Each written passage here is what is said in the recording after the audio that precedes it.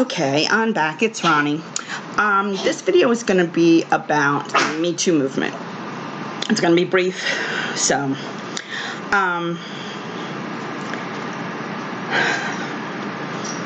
I've heard a lot of Me Too, Me Too, Me Too. I'm sure that there have been a lot of people who have been hurt by others. Personally, I had gone in for my second TMJ surgery. My parents had come. I'd stayed with them the first 3 days out of the hospital at their hotel room, and then I went back to the barracks and found out that I had gotten a new roommate. No big deal. I was on medical leave because I couldn't work, and I had 2 weeks of medical leave. I was in my bunk, sound asleep on painkillers and muscle relaxers, and was totally and completely out of it. But I was also in a lot of pain. And apparently my roommate either left the door open or invited somebody in. I'm not sure. But I was, like I said, I was asleep, and the next thing I knew, there was a man on top of me with his hands pressed as hard as he could over my mouth. Pushed me down, held me down in the bed, pulled off my underwear, threw them on the floor. He then proceeded to rape me and left. I was groggy. I couldn't function as a human being because once you're on, you've taken painkillers and muscle relaxers, you don't have the ability. I slept until they wore off. When I woke up, I knew what had happened. And I rolled out of bed, saw my panties on the floor, pulled them on, went to my locker, pulled out a pair of shorts. I didn't say 2 words to my roommate, grabbed my keys, and at the time I only carried a little wallet that had my ID in it and, anything I needed. Really tiny, because for the most part, you're not allowed to carry a purse when you're in the military, especially when you're wearing utilities all day. And so I went downstairs to my car, got in it, and drove to the medical clinic on base. Told them what had happened. They called PMO, which is the Provost Marshal's office. And they proceeded to send me over to the Naval Hospital, which is between the 2, Parris Island and the Marine Corps Air Station. They did the rape kit, and they called in the surgeon who did my surgery to restitch my incision. Some of the stitches had popped. It was a mess. I had bruises all over here. I had bruises between my thighs. I had bruises on my upper arms. Took pictures. They had gone back to, PMO had gone to my room, collected my bedding. I stayed in the hospital. I never called my parents, and my parents have never heard this story. And from that point on, I went and stayed with a friend for the rest of my leave. One of the things about having the TMJ surgery was that I couldn't eat solid foods, and I mean for a long time, probably over a year. So I got me a place out in town, which made me feel a lot safer. I had a roommate, respected my privacy, and a little over a year later, I was discharged because of all the medical malpractice.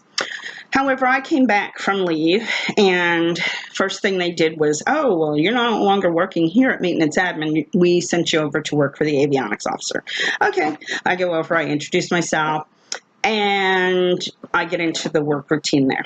wonderful. I enjoyed my time over there.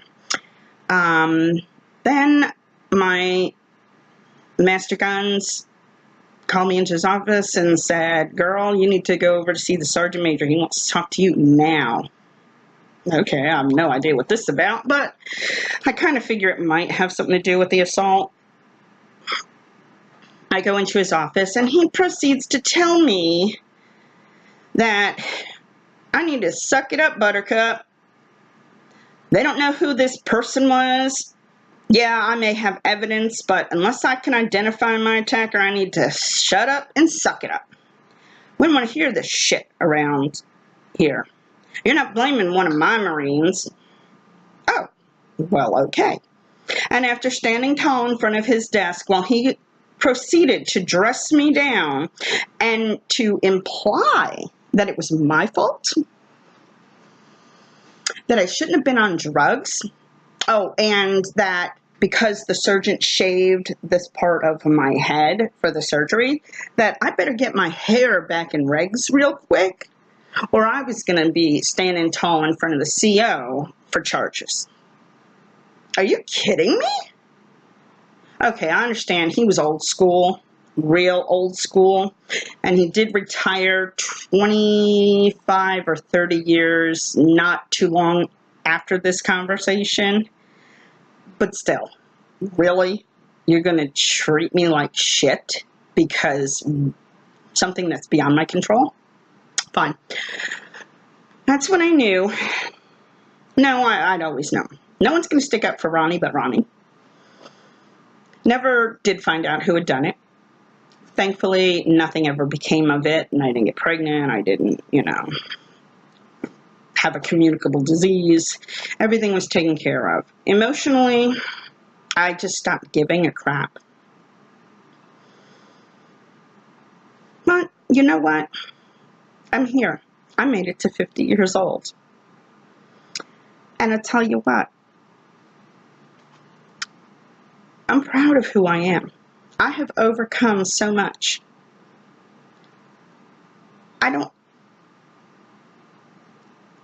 believe that we women should lay down and let people walk on us. We've got to be strong.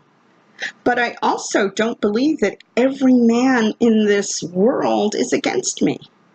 If I believed that, I couldn't have raised a son. And he is my heart. I love that child more than I love myself. So, if you're one of these people who has been assaulted, do yourself a favor. Get help. There are so many ways to get help today.